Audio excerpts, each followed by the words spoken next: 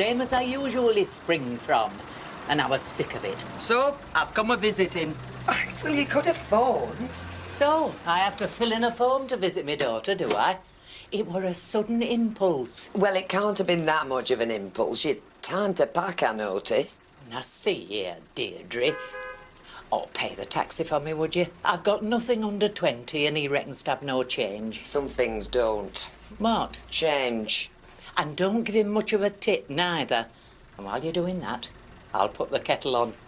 Well, I call that pathetic. Packing in your job, 'cause you disapprove of the boss's love life. It's not just that. I didn't approve of your love life, the no-hopers you went for, but I never disowned you. You'll not find it easy getting another job. You're no chicken, Deirdre. Oh, thanks, Mum. Right. Well, seeing as you've got no wage coming into the house, I'll go out and do a buying in. You'll be glad of my contribution to the household budget. How long were you thinking of stopping? Nobody can say I don't do my share. Just a day or two? Deirdre, am I not welcome in this house? Of course you are. Just as well I came. I can show you how to do tasty meals from cheap cuts. Brisket and shin beef. Hey, I never thought I'd end up showing you how to manage at your age. I used to think of you in a nice detached house in Wilmslow, with your own car and everything. Just as well we don't know what the future holds, or we'd all be on medication.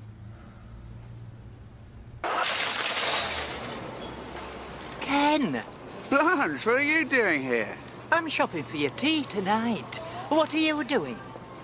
Don't tell me you're working here. Well, I'm not playing at trains. Yeah, as of yesterday, I'm working here. Collector of trolleys, packer of shopping bags and general dog's body. Oh, Ken. And you with a degree at college. Is this what Deirdre's brought you to? Now, hang on, Blanche. I'm getting a bit tired of being told this job's beneath me. It's honest work and it's healthy exercise. Oh, by the way, next time you want to shop at Fresco's, tell me. I get 10% staff discount. That was very nice. Thank you, Deirdre. Oh, you bought all the stuff. All right, I'll take these. Nonsense. I'm quite capable. Anyway, you've been on your feet all day collecting them trolleys. Don't want you wearing yourself out completely before you go to bed. What's she doing here? I really don't know. She just turned up. So she's staying? Well, it looks like it. Oh, for how long? I honestly don't know.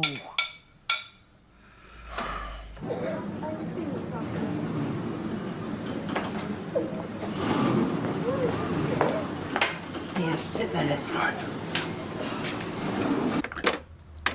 So, how long are you intending keeping up this little one-woman strike of yours? I've told you, I'm not on strike. I've resigned. I really don't know why. I've told you why. It's a good job Ken's not got such daft principles, then. Ken's got very strong principles, actually. Yes, but he wouldn't leave you without resources, would he? Even if it does mean dressing up like a clown and collecting trolleys. Mother, what are you trying to say? I'm saying that if it weren't for him, there'd be no money coming into this house. I know that. Well, do something about it. Get back to that factory while you still can. I've told you I'm not going back. No, you're sitting there reading paper. Actually, I'm looking for jobs. Well, let's hope you find one, then. Help that lad save some of his pride. Stop him from being the laughingstock of this street.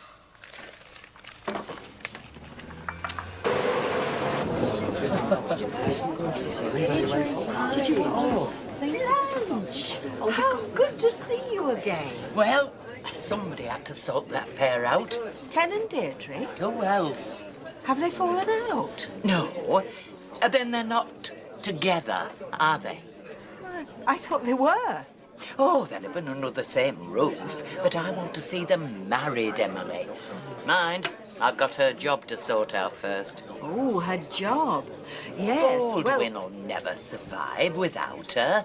He'll have got some half-wit hussy in there, messing up all Deirdre's systems, and we can't have that.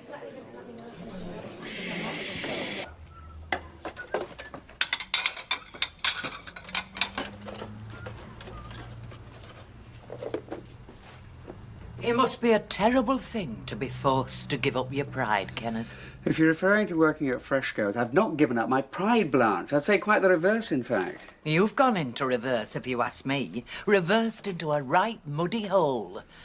You're an educated man, Ken. You've been to university. How many graduates do you find pushing trolleys? Well, quite a few, probably, if they need the money. And if they have sufficient character not to live off the state and other people's sympathy. Now, if you'll excuse me, I've got a job to go to. Hi, you off? Yeah, I'll see you later. Right. What's the matter with him? Frustrated, isn't he? What? It's as clear as a hole in a bucket. What's wrong, Deirdre?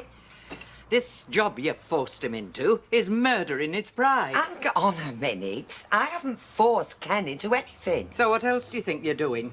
Giving up a perfectly good job at Mike Baldwin's place? I thought you couldn't stand the man. Deirdre, this is about you, not me. You and Ken.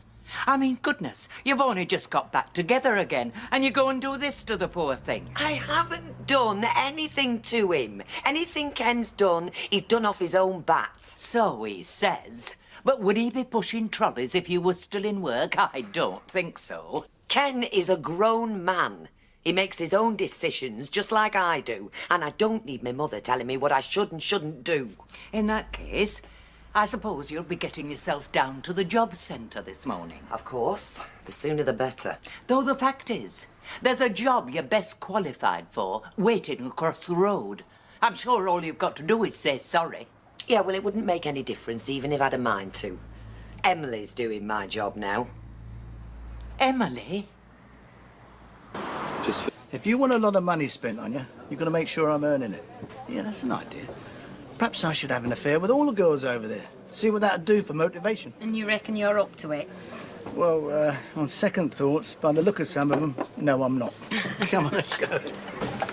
Oh, Mike, I'm glad I've caught you. Can I have a word? Well, if you hurry up, I was just going back across the road.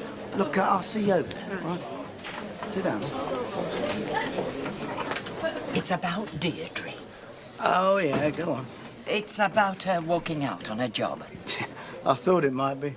Well, Mike, you've known Deirdre a long time, haven't you? You know how hot-headed she is. And I know how much she appreciated what you did for her over that John Lindsay business and giving her a job after. So? Well, what I'm trying to say is, I mean, I know, I'm sure that what she did, walking out like that, it was just her getting steamed up. She didn't mean it. And if she thought she could apologise and come back, she would do. Tell her to forget the apology, just come back, OK? Right, I will. You're not such a bad bloke after all, are you, Mike? Don't spread it around. See ya.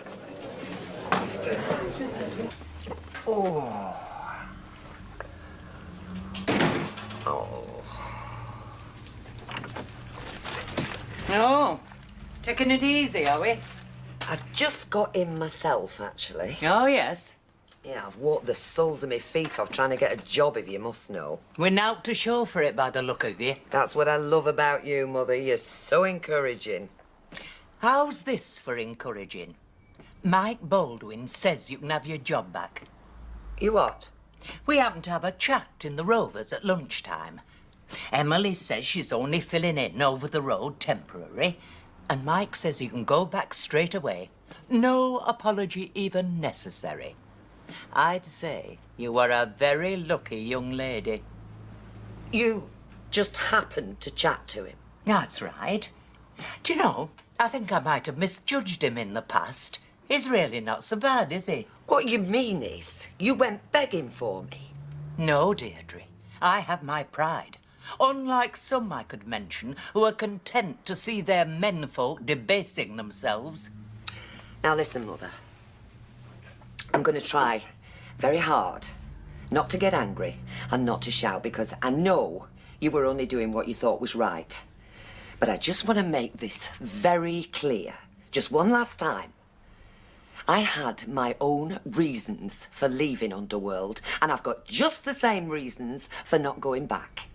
Now, as far as I'm concerned, Emily has got the job that I had over the road, and she's welcome to it.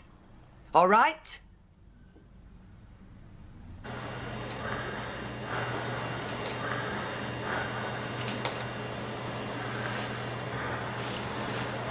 Don't worry, it's only me. Oh, come in.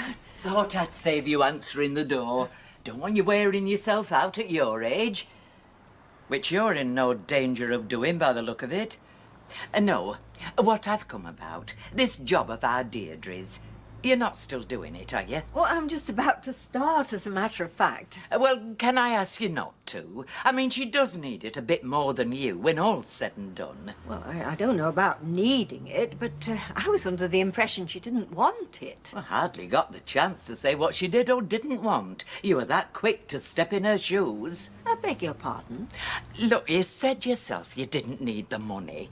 We all know you've got more tucked away than the rest of this street put together. I think that's my business. All those various husbands' insurance policies that are earning good interest. Certainly doesn't look as if you spent much of it on this place. Well, really, I think you've said enough. And as for the job, Mr. Baldwin asked me to step in. It's not the thing I want to do, and I'd be very happy if Deirdre went back. So resign, then she can have the chance. No, I will not. I'm sorry, Blanche, but I'm not going to have you walking in here and ordering me about. And now, will you please excuse me?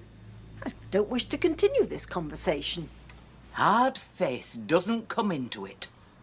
No wonder you look like you're scared to open your mouth.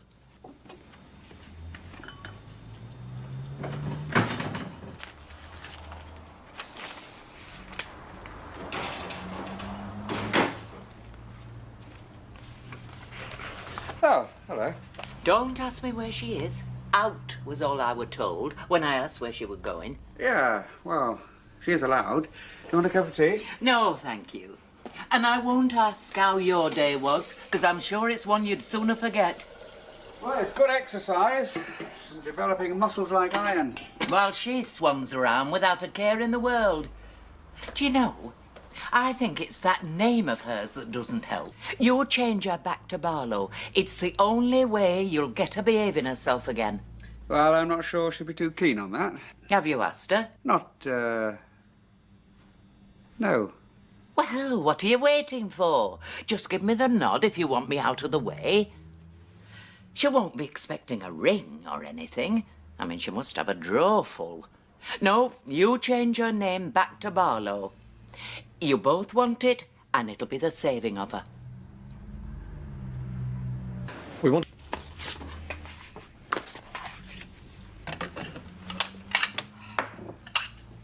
You going out? Going to see Emily. Well, are you not eating with us then? I've no appetite. Till I know things are all right between us again. All right again? Why? What's happened? You might well ask. It's because of you and your carryings on that I've fallen out with the only friend I've got round here. Do you understand this? Not a word. I tackled her as to why she was standing in the way of you getting your job back. Oh, you didn't. Yes, well, according to you, that was the situation. It's not, and I never said it was. Anyway, it's best if I get myself out. I think Ken might have something to say to you. I shouldn't worry about it. But you do know what she's on about. Well, she seems to think that all our problems will be solved if, and it's not me saying this, Yeah? if we were to remarry. Ha! Yeah. A sweet cherry, please. A sweet sherry and a large vodka and tonic. Coming up. No, it was just an unfortunate misunderstanding. All caused by my daughter, I might add. And she really thought I'd taken her job. Well, let's say she gave me that impression. But then that's her speciality, having people feel sorry for her. I'm just hoping that marrying Kenneth again might make her grow up. And had you gone and spent money on the wedding? I mean, things that couldn't be cancelled. Now that you'd noticed, it were never going to be a big do. Ah, well, perhaps it were all for the best that he went then. It's a risk getting married at your age. One I were willing to take. Well, yes, but now you don't have to. Might I notify you two in here? Well, hello. Talking to that old dear in the wheelchair. Maud. Yeah, she tells me that she were planning on getting married again until her husband-to-be went and dropped down dead. Mind, I always say that's probably a blessing. Did you say that to her? Well, tactfully. I didn't just blurt it out. Oh, well, you wouldn't, would you? Not you. Mind you, if she'd known him when she were younger, oh, it would have made all the difference. Oh, no. Yes, I mean, even better still if she... If it had been somebody she'd been married to before. Well, yes, now you come to mention it. But like who? I mean, who can we think of, Mother, who's in that situation? Can you think of anybody, Ken? No, I can't. Wait a minute. I can. There's us. Well, yes, I suppose. Ha ha, very funny. So shall we plan on getting married then, and then you can drop down dead a week beforehand? Yeah, if you like, yeah. Just give me a bit of notice so I can let fresh girls know. Make fun if you like. But I've lived long enough to know that you don't normally get second chances. But you two have. So, either you can put right the mistake you made, or if you prefer to make a mockery out of me, then all right. You go and do that instead. Nobody's mocking you. And we're sorry if it sounded that way. I just want you both to be happy, that's all. But we are. As we are. And I shan't say another word. 15, please. Excuse me, would you happen to know if Mrs. Maud Grimes is in it? Maud? Yes, she's just over there, love. All right. We were looking for a wheelchair. Can I see it there? Thanks. Better get a drink soon. Maud, there's some folk here looking for you. Hello, Mrs. Grimes. I know you, don't I? Sydney's funeral. I'm his daughter, Sandra Hesker. This is my husband, Keith. Oh, well, I'm very pleased to meet you again. I suppose you must be here to see where he spent his last days, are you? No, Mrs. Grimes.